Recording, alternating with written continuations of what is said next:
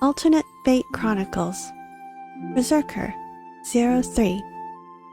Their companion was an odd one. He introduced himself as a berserker, yet he didn't fit the title in the slightest. He was short-statured, he had a sanity, and the ability to communicate. Not to mention... well, no. The last bit wasn't really a criteria for a berserker. He had dog ears. The moment he had dropped in, very literally, blowing back their hat, Kana had no idea what they were in for. They thought they understood the Holy Grail War mediocrely, enough to keep themselves out of danger, trouble, but... Yo, he had said. so you're the master, huh? Cute ears. Those real? My hat. Kana fixes their hair and turns away, looking for their hat. The moment they had turned to do that, the newly summoned servant was already standing by the pink-colored hat, the shadows of little red bows decorating the very well-kept accessory. Adjusting the similarly colored mask on their face, they cautiously stepped over, a small frown on their face. They hesitated to reach out, uncertain of the servant's nature. Oh, here you go. Without much of a fuss, it was handed back to them, and they adjusted it on their head. The odd-looking silver ears, the same shade as their silver hair, were hidden once more. Totally forgot to mention, but I'm of the Berserker class. You are the master, right? Can I get some sort of confirmation? He asked. He sounded easygoing, casual, but did genuinely appear to want an answer. Kana's light-colored eyes scanned the area, then stepped over to their desk, picking up a small marker and pouch-sized whiteboard. With the telltale signs of the marker against the whiteboard, an easily read name was written in simple hiragana. Kana, it said. The Holy Grail War wasn't everything Kana had read it would be about. After having some time to get to know their servant, and his odd wish for the Grail, Kana had continued their livelihood as an illustrator freelancer. Absolutely nothing changed. They sketched, they did line art, then they added color, shadows, rendered, and finally threw it at the client, hoping that severe adjustments would not be necessary. Except now, they had a little someone else watching over their shoulder, making noise of amazement and asking to borrow paper so that he could try it as well. They bought instant food, they cooked simple meals, they kept to their erratic sleep schedule of mostly sleeping during the day and being up all night. Kana's natural habitat was such, and they enjoyed it. Except now, the Berserker, Kana still had her doubts on his proclaimed class, would complain every few days that Kana wasn't eating healthily, and that they should eat somewhere outside, nearby. Instead of taking too much time writing on their whiteboard to argue, Kana would eventually give in to the tugging and nagging and dress in something other than kitty pajamas to head out.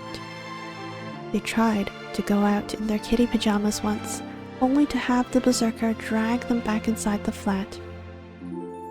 Now here they sat, at a local ramen store. Kana brought along their whiteboard, but the Berserker had been happy to order for them as well. A quiet conversation was initiated, with Kana writing on their whiteboard, and the now hat-wearing servant would speak in hushed tones. What Berserker wanted from the Grail was to be able to eat mushrooms. Kana would laugh if not for the fact that their wish was to get a new wrist. But unlike their own wish, wasn't the Berserker's wish much easier to attain? Kana kept these thoughts to themselves, and their ramen arrived with a can of soda for each of them. Breaking apart their wooden chopsticks, they picked up the mushroom from their own ramen and gave it a long, thoughtful look. Kana, you doing okay? Seizing their chance, like the spark of a cat who caught sight of a mouse, their arms shot forward. The mushroom was forced into the Berserker's mouth, perhaps all too well. It goes down their throat, and he chokes and coughs. What? God, what on? Oh, oh no, oh no, no, no, no, no! What did you? There, Kana thought. His wish has been granted. With a pleased smile, they set down their chopsticks and looked away to pick up their whiteboard. Then, the entire roof to the ramen restaurant was taken out, reinforced wood scattering through the air dangerously.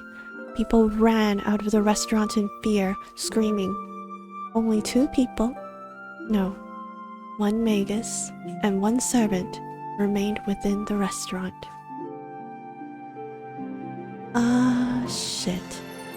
One of them was Kana, staring up dumbfoundedly at the monstrosity they had summoned and enabled. And the other was their berserker.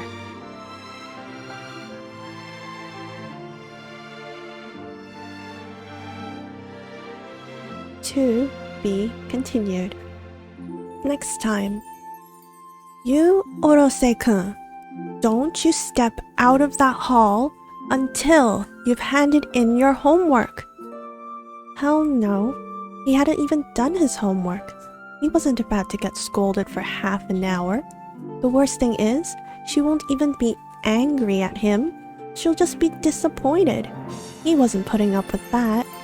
Tomorrow, Sensei. Yay, that's chapter 3. Otsukare. Otsukare. Wow. Let's take a look at the pictures again. This was the second one. Yeah. Well, not logically. Time frame wise, this was drawn first, right? This was drawn out of, you know. No, I don't know. I'm not your dad. Nanda sore. Well, this was drawn out of like reflex. It was really mostly out of reflex. So it was after you first read it when I sent you the draft, right? Yes, I think so. Yeah. So Renchill is tiny and small. It wasn't. No? But anyway, yeah. This draft, this sketch prompted what actually would happen in this chapter. Really? Sasuga Oni-chan being my muse. Arigato. And not chill, and then Kana just going, shit. And of course, we have this one. I love this one so much. They're just like, eh. They had no idea. They had absolutely no idea. They were just trying to do a good deed. Like, oh, you want to eat mushrooms? Here. Have some mushrooms. So easy. It's so easy. So easy. Just have some mushrooms. And then it's just, in the background,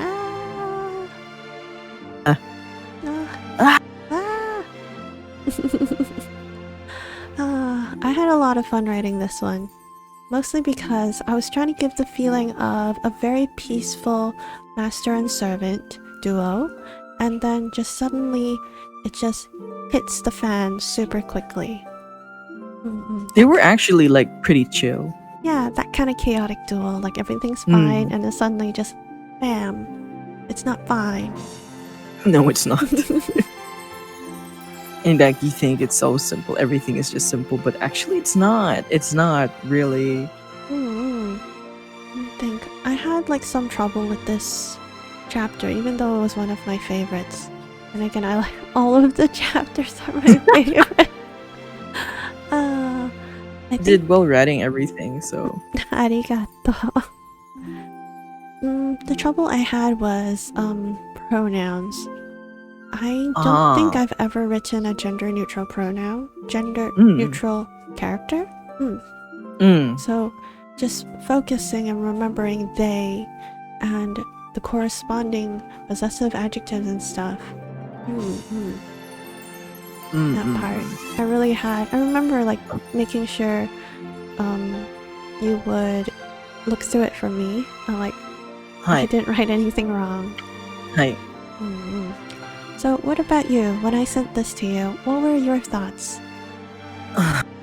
Yeah, buddy. Nani sore? I mean, technically, it was like you kind of because I know where the story came from because of this, Mm-hmm. because of this. Because of this? Yeah, I was like, okay, when is this happening? Hmm. But actually, it was nice. I don't know. It was nice reading like how chill it was first. And then bam. Maybe nice because I could relate to like what Kana is. I mean, Kana and I are both artists, right? So like this is this is the life. And then other than that, I wanted to eat ramen after. I see. So it was just okay. And then I showed it to you, and then you were like, think thonk, let's do it. What? Wait, no. But here we are. But, And like, also after imagine the this, expenses. You have to fix that roof. Exactly. I wonder who's gonna pay for that. Probably Kana. Probably Kana. Can't really do much about it. Us servants, we don't really carry money. Money is useless to us. I do wonder though, like what happens afterwards. Not telling. Of course you're not. Well, I think that's it. Do you have any extra final thoughts you want to sum up? Or nay? No, I think good. Okay. Yeah. Let's get it. Let's get it. Thank you for being here, and thank you for voicing your own lines.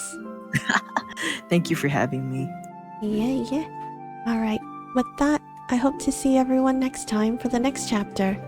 Bye! Mata.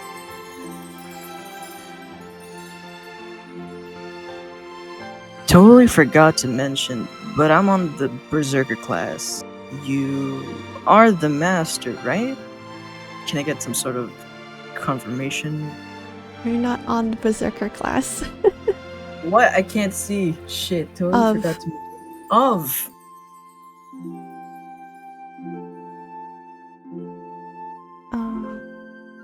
Oh. Wait. Yukun, you didn't hear me at all, did you? No, I didn't. That means Streamlabs didn't hear me! I didn't. That's what I thought you were just talking to the thing, and I'm like, I'll just wait for it. You record, and then you muted yourself and you started talking. I didn't realize I muted myself! It comes up on the screen that you muted your mic.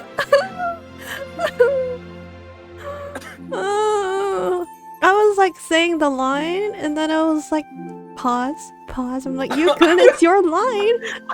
I didn't know if I should say anything or not because you were recording and you were talking, and I'm like, oh, maybe I should just mute and then wait till she like incentives me to start talking. Oh gosh.